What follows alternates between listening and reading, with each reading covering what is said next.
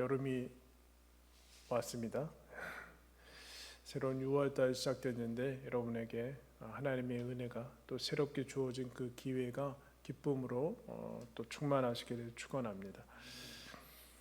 우리가 지난 시간에 이 십계명이란 대표적으로 십계명으로 대표되는 이 계명은 하나님께서 여러분 우리가 천국을 가본 사람이 없지 않습니까? 그죠?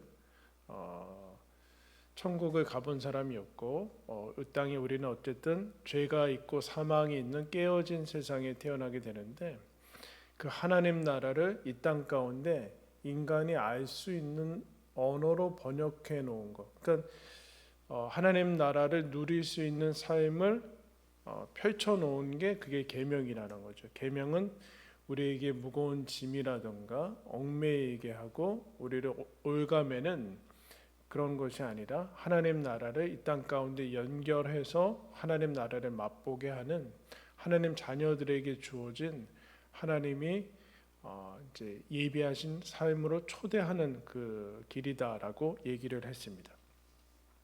그러니까 하나님 나라가 땅의 나라에 번역된 게 이제 계명인 것이죠. 계명. 우리가 잘 알다시피 오늘 다시 이제 십계명을 읽었는데 앞에 7절에서 11절까지는 이제 특별히 이제 우리 그렇게 나누죠. 하나님에 대한 계명이고 그리고 4계명부터는 이제 5계명, 4계명부터는 이제 사람에 대한 계명이다. 그렇게 두 개로 이제 나누는 것을 봅니다.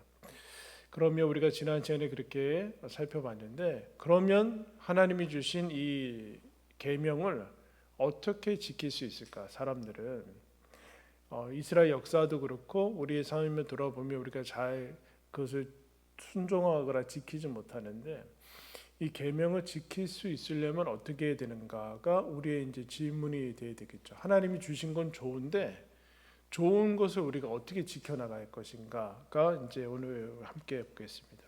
이 십계명이라는 것을 십계명을 하나로 합치면 뭐가 될까? 하나로 한 단어로 딱 한 단어를 뽑아서 하면은 쑥 다가올 수 있는 게 뭘까요?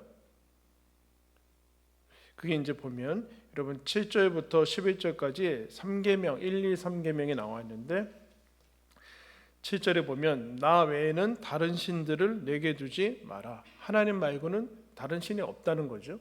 그런데 사람들은 그렇게 만들 수 있다라는 것을 얘기를 합니다. 하나님 외에는 다른 신은 없다. 다른 신을 두지 말아라.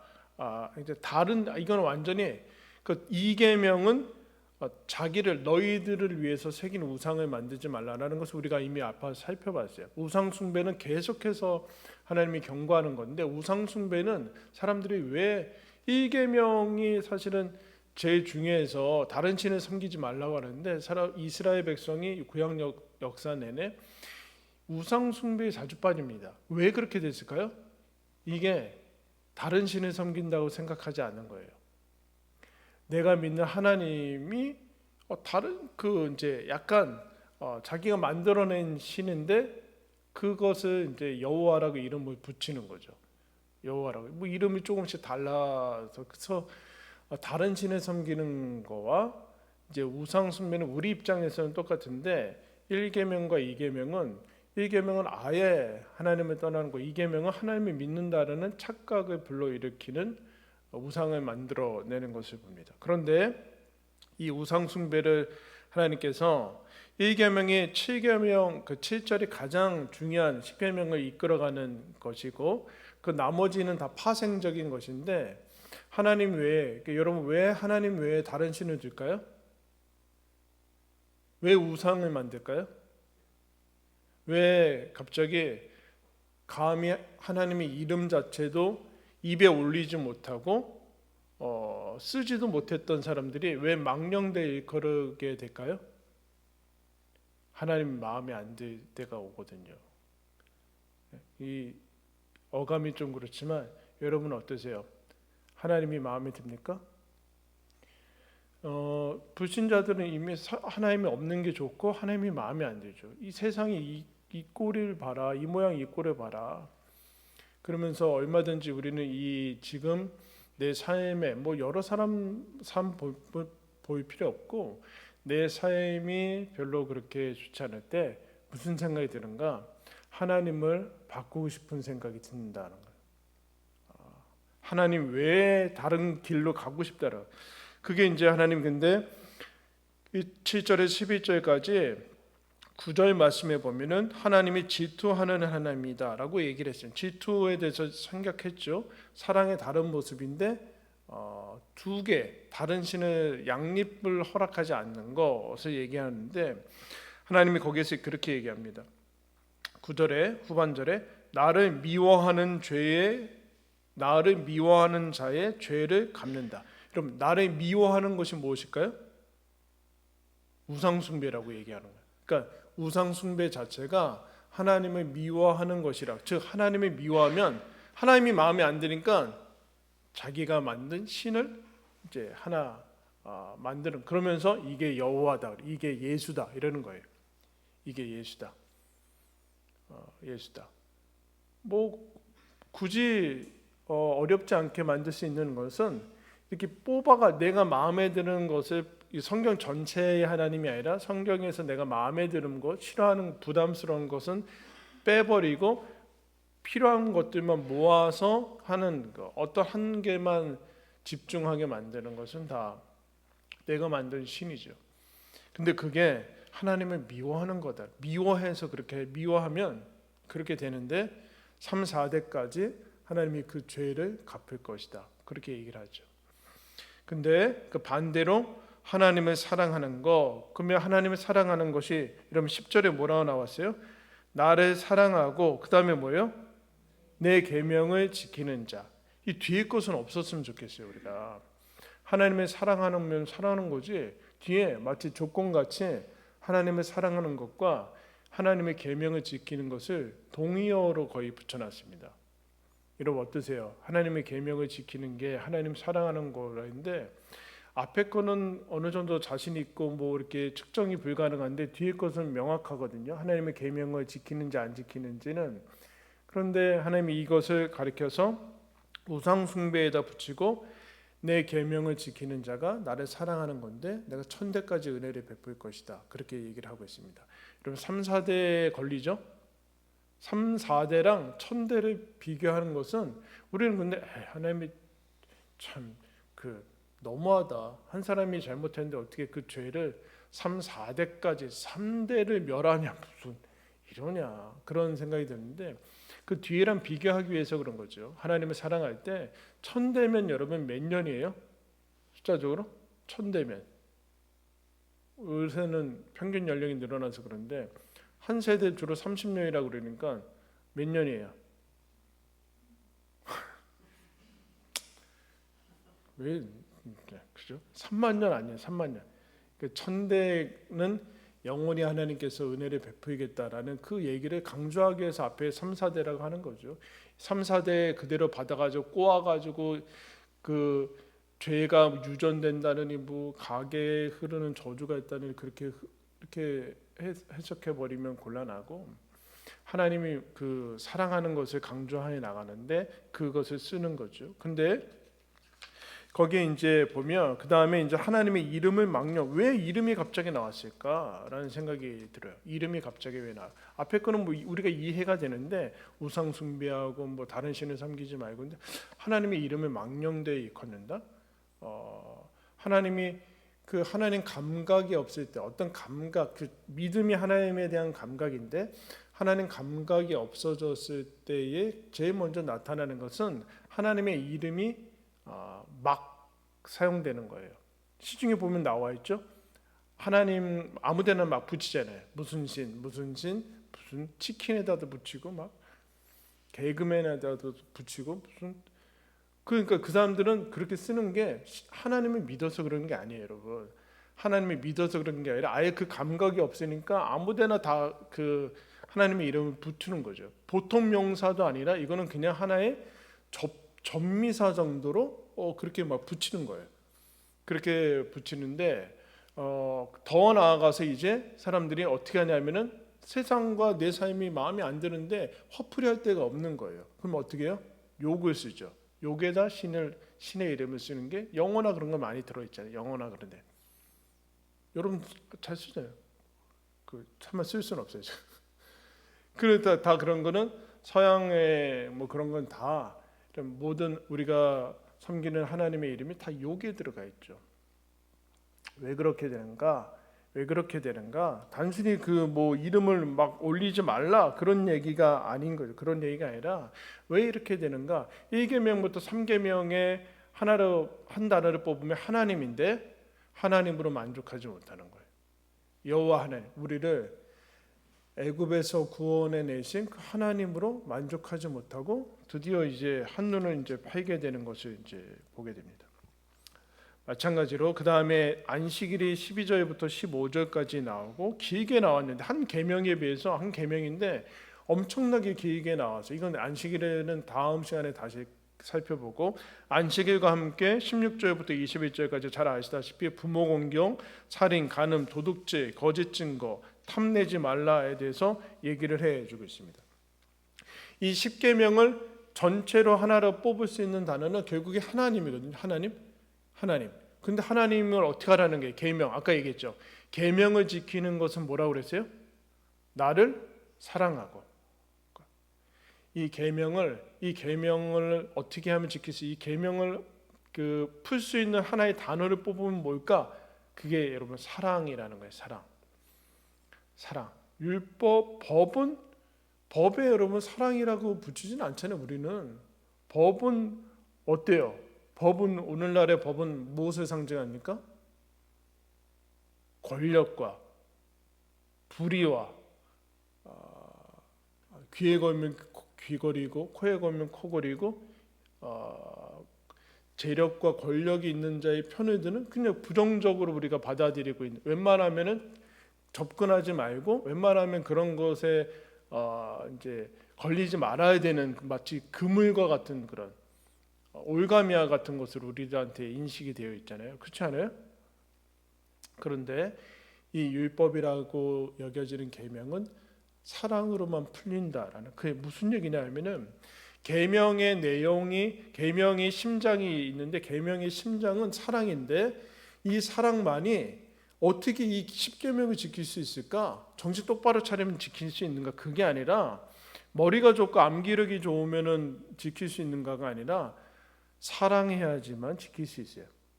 하나님을 사랑하면 이 계명이 쉬워지고 즐겁고 기쁜데 자연스럽고 뭐 억지로 하지 않고 누가 시키지 않아도 사랑하면 쉬워져요. 그런데 이게 사랑하지 않으면 여러분 어렵습니다. 쉽게 얘기해서 여러분 사랑하면 하나님만을 섬깁니다. 다른 신들을 섬기라고 해도 섬기지 않죠. 우상을 만들 필요가 없죠. 왜냐 하나님으로 만족하니까. 여러분 내가 하나님을 사랑하 이름을 어찌 여러분 사랑하는 사람이 이름을 어찌 함부로 막 쓰겠습니까? 네? 부모님의 이름을 여러분 막 쓰는 사람은 이미 심령이 건강하지 않은 사람 아니에요. 부모님의 이름을 막 아무데나 막 쓰고 뭐 막 얘기하고 그래서 우리가 부모님의 이름은 자자를 붙여서 쓰잖아요. 자자를 붙여서 우리 예전에 저희 중학교 때 이상한 미술 선생님이 있었는데 첫 시간에 하여튼 뭐 저희 때는 워낙 선생님들이 많이 때려가지고 맨날 이렇게 그 막 주눅 들고 쫄고 막 그러고 남자 선생님들 미술 시간에 들어갔는데 미술 시간인데 선생님 와서 막 아무나 막 부르는 거죠. 그래서 자기 이름을 칠판에 딱 쓰더니 홍기동 그러죠. 자 읽어봐. 다 애들이 다 그 주눅 들어서 홍자 기자 동자 선생님. 그래서 뭐 그 사람 막 서 있어. 그래서 그건 뭐지? 홍자 기동 선생님입니다. 막 별거 다 나오거든요. 막. 나중에는 뭐예요? 뭐라고 했냐면은 홍기동 선생님이에요. 그러니까 자자를 붙이는 거는 니네 부모님 이름이나 붙이는 거고 선생님 이름은 그냥 홍기동 선생님이라는 거. 부모님의 이름을 그렇게 부르죠. 부모님의 이름을 소중히 여겨요. 여러분 만약에 여러분의 자녀의 이름을 어떤 사람이 막 부르면은 여러분 이름 아니에요? 실체가 아니잖아요. 실체가 아니라 이름에다가 여기 이름 홍기동 써가지고 거기다 막 그 빨간 거로, 옛날에 어릴 적엔 저희 어릴 적엔 빨간 거로 쓰지도 말라고 했어요. 하도 미신이 많아서. 거기다가 막 다트, 여기다 홍길동에다 다트 확 건지고, 그 여러분들이 만약에 그 저기 벽에다가 권호성 이렇게 해놓고 다트 맞다 죽어라 막 그러면 제가 여러분 저는 아니잖아요. 그냥 제 이름일 뿐이고 글자고 뭐 종인데 여러분 기분이 좋아요, 안 좋아요? 여러분 사랑하는 사람, 여러분 자녀 이름 가지고 그러면은 자녀 이름 가지고 해서 막 발로 밟으면 싸우거나 그런 일이 있을 거예요. 근데 여러분 그거는 사랑하면 그렇지 않아요. 사랑하는 사람의 이름을 그렇게 하진 않아요. 부모님들이 자녀의 이름을 그렇게 하진 않아요. 마찬가지로 하나님을 사랑하면은 하나님의 이름을 망령되이 아무렇게나 쓰지는 않아요. 이거는 논리적으로 설명할 필요가 없는 부분들이라는 얘기예요, 지금. 그러면서 1절에서 3절 나 외에는 하나님은 없다. 하나님 외에는 없다. 하나님밖에 없다. 그러니까 우리 이게 동격으로 생각하면 하나님, 저는 하나님밖에는 없습니다. 이렇게 고백을 하는 거나 마찬가지예요. 그런데 이것도 동일하게 4절부터 10절까지 보면 4절부터 10절까지는 뭐 인간에 대한 계명으로 보이는데 여러분 그 왜 도둑질할까요? 왜 살인하고 거짓 증거하고 간음하고 왜 그래요? 왜 부모를 공경하지 않고 그래요? 하나님, 그러니까 이 4계명부터 10계명까지는 하나님이 주신 거예요. 하나님이 주신 거. 1계명부터 3계명은 하나님 자체인데 4계명부터 10계명까지 하나님이 우리에게 시간을 주시고 우리에게 부모님을 주시고 우리에게 물질을 주시고 여러 가지 모든 것들을 주셨는데 그게 마음에 안 드는 거예요. 저 옆에 있는 게 더 좋아 보이는 거예요. 10절에 그래서 10계명 보면 10계명 보면 21절에 이렇게 나오죠. 내 이웃의 아내를 탐내지 말아라. 그러면 여러분 내 아내가 내 남편의 마음에 들지 않아요. 그러면 어디를 갈까요? 7계명으로 가게 돼 있죠. 간음하게 되겠죠. 마음에 안 드니까. 하나님이 주신 것에 대해서 감사하고 하나님밖에 없습니다. 하나님으로 충분합니다라는 1계명부터 3계명까지가 되면 그 다음에 하나님 주신 것으로 충분한데 그 앞에 게 되지 않으면 그리고 이웃의 집, 밭 이게 더 좋아 보이는데 그럼 도둑질 해야죠. 도둑질 안 되면 거짓 증거해서 권력을 쌓아서 빼앗던가 그렇게 되겠죠. 이웃의 종, 여종, 자녀가 마음에 들면 뭐 그렇게 다 되는 거 다. 무슨 얘기인데 이건 뭐냐면은 4계명부터 10계명까지 얘기하고자 하는 것은 무엇인가? 하나님이 너에게 주신 게 가장 좋은 거다. 거기에 만족하면서 살아라. 라는 그 계명이에요. 그것이 그렇게 되지 않을 때 하나님이 주신 게 가장 좋다. 그래서 이 상태가 기쁨이고 행복인데 그렇지 않을 때 하나님을 사랑하는 것이 흔들릴 때 다 만족스럽지 않고 저 사람에게 더 좋아 보이고 부추기고 순이 나누다 보면은 언제나 나는 뒤처져 있는 것 같고 저렇게 많이 가져가 1등이 돼야지 좋은 것 같고 그런 생각이 여러분 들게 되죠. 부모를 왜 공경하지 않을까요? 우리 부모가 마음에 안 드는 거예요. 나한테 해준 게 뭐 있냐? 그래서 난 금수저 부모 이렇게 되는 거예요. 그렇게 되는 거죠. 하나님이 분명히 그 부모를 통해서 육신의 생명을 주고 인생을 살아가게 하셨는데 첫 단추부터 잘 못 끼면 모든 게 결국에는 하나하나 이거 다 떨어진 계명이 아니라 하나님 저는 하나님밖에 없고 하나님으로 만족하니까 그리고 또 하나님이 주신 것으로 만족합니다.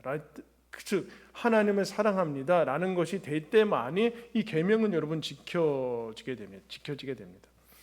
그렇지 않을 때 다른 신을 찾아가게 되고 다른 신을 찾아가니까 이미 고삐가 풀려서 다른 나머지는 나 필요 없죠. 여러분 다 4계명부터 10계명 다 어길 만한 다 어길 수 있는 다 남에게 좋고 다 그렇게 돼요. 심지어 다른 이방 민족의 우상이 더 좋아 보이게 그렇게 되는 겁니다.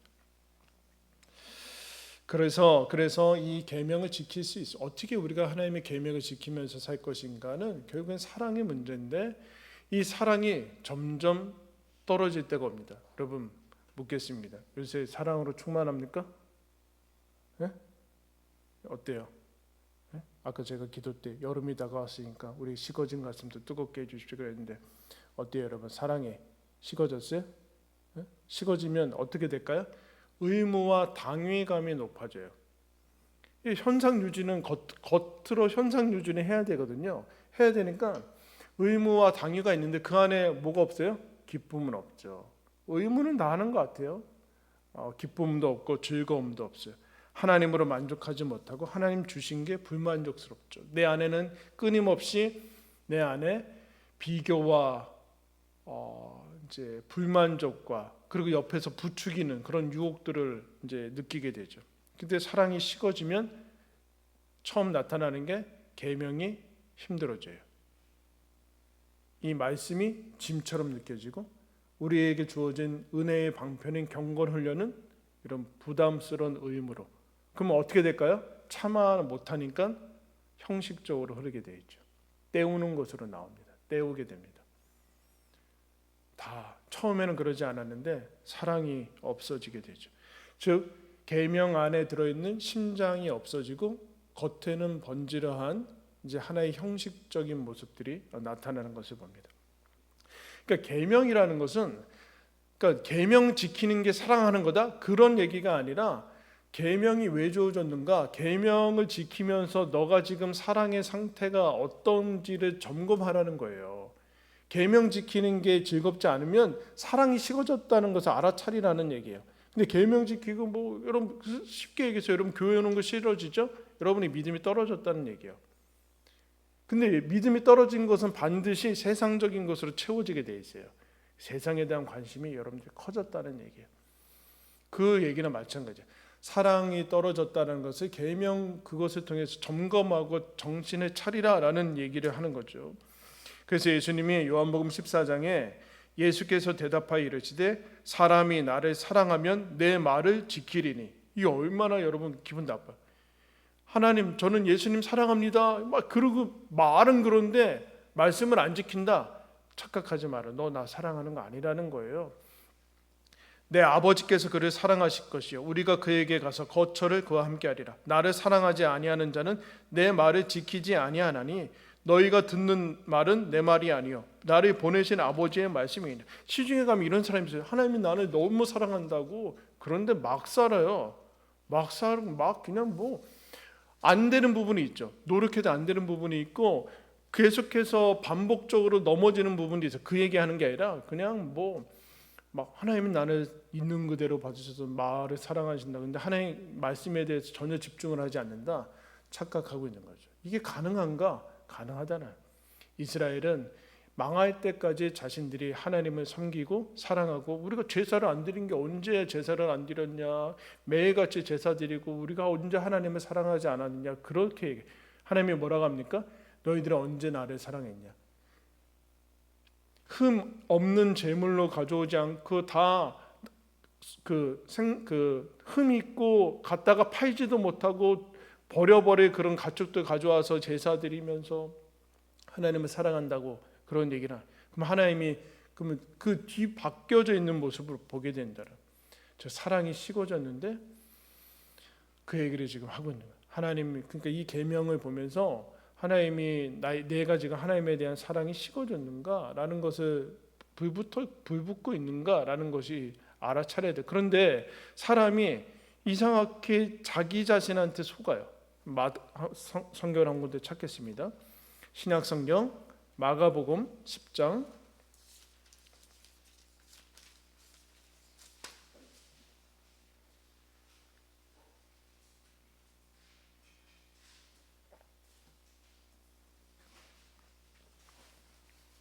신약성경 마가복음 10장 17절에서 22절 말씀입니다. 제가 읽겠습니다. 마가복음 10장 17절. 예수께서 길에 나가실새 한 사람이 달려와서 꿇어 앉아 묻자오되 선한 선생님이여 내가 무엇을 하여야 영생을 얻으리까.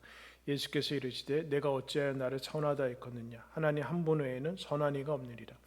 내가 계명을 안 하니 살인하지 말라, 간음하지 말라, 도둑질하지 말라, 거짓 증언하지 말라, 속여 빼앗지 말라, 내 부모를 공경하라 하였느니라. 그가 여짜오되 선생님이여 이것은 내가 어려서부터 다 지켰나이다. 예수께서 그를 보시고 살아가사 이르시되 내게 아직도 한 가지 부족한 것이 있으니 가서 내게 있는 것을 다 팔아 가난한 자들에게 주라. 그리하면 하늘에서 보화가 내게 있으리라. 그리고 와서 나를 따르라 하시니 그 사람은 재물이 많은 고로 이 말씀으로 인하여 슬픈 기색을 띠고 근심하며 가니라. 어떤 부자 청년이 와서 예수님한테 선한 선생님이여 어떻게 하면 영생을 얻을 수 있습니까? 라고 질문을 합니다. 자신감에 차 있어서 질문을 하는 거죠. 나는 너끈히 들어간다라는 생각을 하셨는데 예수님이 18절 후반절에 하나님 한 분 외에는 선한 이가 없는데 왜 나한테 너 어떻게 그런 말을 하냐. 그 하나님 한 분 외에는 선한 이가 없다. 이 사람 지금 여러분 뭐예요? 자기는 선하다라는 충만한 생각을 가지고 왔거든요. 선하다고. 그런데 예수님이 얘기를 해주죠. 5계명부터 10계명까지 얘기해줘. 살인하지 말라, 가늠하지 말라, 도둑질하지 말라. 그 1계명부터 3계명은 얘기하지 않으시고, 그러니까 이 청년이 뭐라 그래요? 어릴 적부터 다 지켰습니다. 그러자 예수님이 그를 보며 사랑하시면서 이르시는데 너에게 아직 부족한 것이 있는데 네가 많은 재물이 있는데 그 가난한 저거 팔아라. 그 다음에 나를 쫓으라. 그러니까 그 사람이 근심하며 그냥 돌아갔다라는 표현이 있죠. 무슨 얘기를 하고 싶은 걸까요? 예수님이 이 사람은 무엇을 신으로 섬기고 있습니까? 돈이죠. 재물인데. 근데 재물을 섬긴다는 것이 무슨 뜻일까요? 이 사람은 계명을 지키는 것은 여러분 하나님을 사랑해서 계명을 지키는 겁니다. 즉 하나님의 사랑의 응답, 즉 반사. 하나님이 주신 그 갚을 수 없는 사랑을 반사해서 응답해가지고 내가 하나님의 사랑을 내가 할 수 있는 거를 하나님이 주신 말씀을 지키면서 하나님께 올려드리는 거거든요. 그러니까 하나님이 주신 것에 대한 응답으로 계명을 지키는 건데 하나님 사랑을 자기 의로 둔갑을 시키고 있어요. 자기 의는 뭘까요? 하나님이 필요 없는 거죠. 나 혼자 내 행해서 영생 얻고 천국 갈 수 있다는 게 자기 의예요. 그게 모든 종교가 끌고 가는 거예요. 기독교 말고 모든 종교가 자기 의거든요. 이렇게 하면은 구원을 얻는다는 거예요. 근데 하나님에 대한 사랑, 무슨 사랑일까요? 죄인인 우리를 구원하신, 애굽에서 종살이 하다가 비참하게 죽을 그 노예 이스라엘을 구원하신, 죄와 사망으로 영원히 죽은 우리를 구원하신 그 은혜에 감사해서, 그 구원에 감사해서 우리가 하나님의 말씀을 지키고 하나님을 사랑하는 건데, 이것을 자기 의로 치장을 해버려서 예수도 필요 없고 하나님도 필요 없는 나 혼자 얼마든지 충분한, 그것이 가장 대표적으로 상징되는 게 재물이지. 아마 지식인이 왔으면 너 이제 그 지식 버리고 따라하라. 또 여기에 걸리겠죠. 여기에 그 얘기를 지금 하고, 여러분 무슨 얘기를 하냐면은 이 사람은 하나님의 계명을 하나도 지키지 않았어요. 왜요? 하나님 사랑이라는 심장이 율법 안에 있어야 되는데 하나도 안 지켰는데 본인은 뭐라고 그래요? 어릴 적부터 지켰다고 자기가 스스로 자기한테 속고 있어요. 자기가 자기한테 자기가 속고 있어요. 놀랍죠, 여러분? 계명은 하나도 지킨 게 아니에요. 계명은 하나님을 사랑하는 건데 하나님 사랑은 없고 그 계명을 지키면서 자기가 얼마나 대단한 사람이라고, 내가 이 정도로 훌륭한 사람이야 라는 자기 우월감만 높아지는, 계명을 정반대로 사용하게 되는 결과를 가져오게 됐죠. 여러분, 이게 인간의 무서움입니다. 인간의 죄악의 무서움이에요. 인간의 죄악은 하나님이 주신 계명 가지고 이 계명을 받아서 어떻게 지킬 수 있습니까?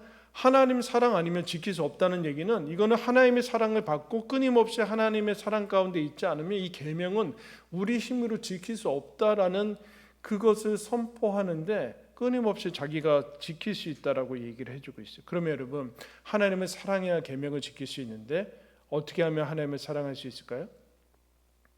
어떻게 하면 하나님을 사랑할 수 있을까요? 이제 6절에서 아까 이제 10계명 6절에 나왔는데, 내가 하나님 너희를 애굽 땅 종되었던 집에서 인도하여낸 너희 하나님 여호와다라는 것을 얘기하는데, 계명을 잘 지켜 하나님 말씀대로 살기 위해서는 계명을 세분화해 가지고 매뉴얼로 만들고 체크리스트를 만들어서 그렇게 지켜나가는 게 아니라 이 계명을 주신 분한테 가야 돼요. 계명을 주신 분하고 만나야 된다니까요. 계명을 주신 분을 근데 이스라엘이 어떻게 했어요? 계명을 주신 분이 오니까 죽였어요. 자기들 율법 지키는데 걸리적거린다고. 그러니까 기독교는 여러분 계명을 주신 분한테 가는 거예요. 그분한테 가야지만 그분을 만나고 그분과 친밀하게 교제를 누리고 나의 하나님 앞에 설 때만이 그분의 사랑으로 충만해져서 그 힘으로 계명을 지킬 수 있게 되는 겁니다. 하나님하고 만나야 되는 거예요. 나 스스로 지식과 논리와 분석과 불철 같은 의지를 가지고 하나님의 말씀을 지켜나가는 게 아니에요. 어려워요. 그러면 하나님의 사랑해야 쉬워요. 사랑. 여러분들 연애할 때 생각해 보세요. 그 앞에까지 미쳤다가 왜 가요 도대체? 갔다 돌아오는데 그냥 헤어지면 되잖아요. 시키지도 않은데 그 앞에까지 갔다가 다시 오기도 하죠. 그죠? 다시 오고. 그걸 시켜서 하겠습니까? 시켜서 할 수는 없어요. 어떻게 하나님께서 그러니까 우리가 하나님을 사랑한다. 사랑해야 계명을 지키고 말씀대로 사는데 어떻게 하나님을 사랑한다는 것이 무엇일까? 십계명을 통해서 나타내 주는 거 한 번 더 찾겠습니다. 뒤로 가서 요한복음 15장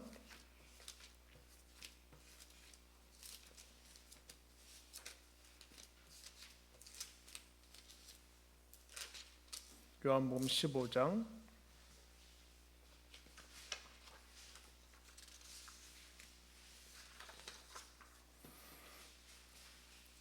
아까 읽었던 말씀이 14장 23절이에요. 14장 23절 하나님을 사랑한 나를 사랑하면 내 말을 지킨다. 그런 다음에 예수님이 무슨 얘기를 해주시냐면은 15장에 여러분 잘 아는 말씀인 포도나무 비유를 얘기를 해주세요. 15장 9절 말씀 보겠습니다. 아버지께서 나를 사랑하신 것 같이 나도 너희를 사랑하였으니 나의 사랑 안에 거하라. 내가 아버지의 계명을 지켜 그의 사랑 안에 거하는 것 같이 너희도 내 계명을 지키면 내 사랑 안에 거하리라. 여러분 이게 무슨 얘기예요? 계명을 지키는 것이 사랑 안에 거하는 거래요. 그러니까 계명을 지키기 위해서는 하나님의 사랑 안에 나의 사랑 안에 거하라. 그렇게 얘기를 하고 있어요. 무슨 얘기일까요, 여러분? 무슨 얘기예요? 어떻게 하면 하나님의 말씀대로 잘 지키고 살 수 있어요? 한번 따라하겠습니다. 사랑은 영혼의 정위치다. 영혼이 어디에 있어야 되냐면은 사랑에 있어야 되는데 그 얘기는 똑같이 다른 말로 하면 하나님 안에 있어야 돼요. 무슨 얘기냐? 쉽게 얘기해서 여러분 하나님이 여러분 사랑하십니까? 한 명 5% 정도. 나머지는 뭐예요? 가끔가다 이제 사랑할 때 뭐 기분 좋을 때 이제 사랑하는 것 같고 뭐 그런 거예요. 하나님이 여러분 사랑하십니까? 네? 아내를 보면 알 수 있어요? 남편을 보면 알 수 있어요? 자녀를 보면 하나님이 나를 사랑한다는 것을 알 수 있어요? 내 삶에 내 건강과 내 소유와 아까 내 집과 내 밭과 내 모든 거, 내 부모님 그런 걸 보면 하나님 나를 정말 사랑하신다는 것을 믿을 수 있어요? 믿어야 계명을 지키는 거예요. 하나님이 여러분 사랑하셔서 그걸 주신 거예요. 내 사랑 안에 거하라라는 얘기는 뭐냐면 하나님이 너 사랑하는 거 믿어야 된다. 이것만큼 더 확실한 것은 없다. 상황과 조건과는 상관없다. 믿을 때, 그 사랑 안에 거할 때 모든 계명은 여러분 즐겁고 기쁘게 돼요. 뭐라고 얘기할 필요가 없어요. 만족하는 거죠. 만족하고 감사하게 여러분 되는. 그러니까 사랑이 그러니까 내 영혼이 정위치가 사랑인데 사랑에서 벗어날 때 탐심이 가는 거예요. 욕심으로 가는 거예요. 욕심은 여러분 사랑이 모조품이죠. 막 열정이 있고 열심이 있고 엄청난 그 에너지가 있는 것 같은데 사랑 안에 있지 않아요. 거기에 사랑이 없어요. 하나님 사랑하지도 않고 자기 자신을 사랑하는 것도 아니고 자신의 삶도 망가지고 그것을 견뎌내야 되는 주변의 사람들도 망가지는 것을 여러분 보게 돼요. 영혼이 동원이 돼야 된다. 영혼이 동원이 돼야 되는데 그거는 내 사랑 안에 거하라. 여러분 어떻게 하나님을 사랑할 수 있습니까? 하나님의 사랑 안에, 하나님 안에 거해야 돼. 지금 우리가 아무리 못나고 아무리 멍청하고 아무리 죄악이 있었더라도 하나님이 나를 사랑한다. 마음대로 살라는 얘기가 하나님이 나를 사랑한다는 것을 믿을 때 우리는 하나님의 말씀대로 살 수 있어요. 여러분, 베드로가 처절하게 실패하고 베드로는 부활하신 예수님을 만났어요, 여러분. 자기가 어쨌든 예수님을 부인하고 도망갔지만 예수님이 부활하신 다음에 제자들을 다 찾아왔다니까요. 그러면 이건 엄청난 거 아니에요? 예수님이 죽음을 이기시고 부활하셨으니까 뒤집어져야 되는 거 아니야? 근데 다 옛날 자리로 돌아갔어요. 면목이 없었겠죠. 그죠? 예수님이 살아나셨으니까 부인하고 도망가고 그런 것에 대한 면목이 없었겠죠. 근데 예수님이 그 자리에서 뭘 묻습니까? 네가 나를 사랑하느냐? 네가 나를 사랑. 왜 우리는 자꾸 사랑하느냐 물으면 완벽과 막 그렇게 돌아가고 은혜 하나님이 나를 죄인으로 불러주신 하나님의 자녀로 삼아주시고 그리스도인으로 살게 해주시고 모든 것을 지금 내가 누리는 모든 것이 은혜로 누리고 있는 것에 대해서 자꾸 거기 자격과 조건과 갑자기 결벽증에 걸려서 이 하나님의 사랑을 그대로 받지 못해요. 하나님이 뭐라고 그래요? 베드로한테 야, 양심이 있어야지 인간아. 네가 나를 그 뜰 앞까지 와서 배신하냐? 너 내가 경고했잖아. 다구이기 전에 3번 부인할 거라 알려줬는데도 인간아. 인간은 좋은 말인데 왜 기분이 나쁠까? 인간아 그러죠. 왜 그래? 그 말을 하지 않고 베드로야, 너 나 사랑하느냐? 이런 배신했는데 어떻게 사랑한다고 얘기할 수 있어요? 근데 무슨 얘기일까요? 내가 너 사랑하고 있는 거 알고 있느냐? 그거를 봤죠, 베드로. 주님, 제가 주님을 사랑합니다. 앞으로 더 잘한다는 자신은 모르겠습니다. 근데 주님을 사랑합니다. 그 다음부터 그 사랑 안에 거해서 하나님의 말씀을 하나씩 지켜나가는 것을 여러분 보게 됩니다. 여러분 동일하게 묻겠습니다. 어떻게 하면 사랑할 수 있을까? 사랑해야 계명을 지키는데 하나님을 사랑해야 되는데 여러분 하나님 사랑하십니까?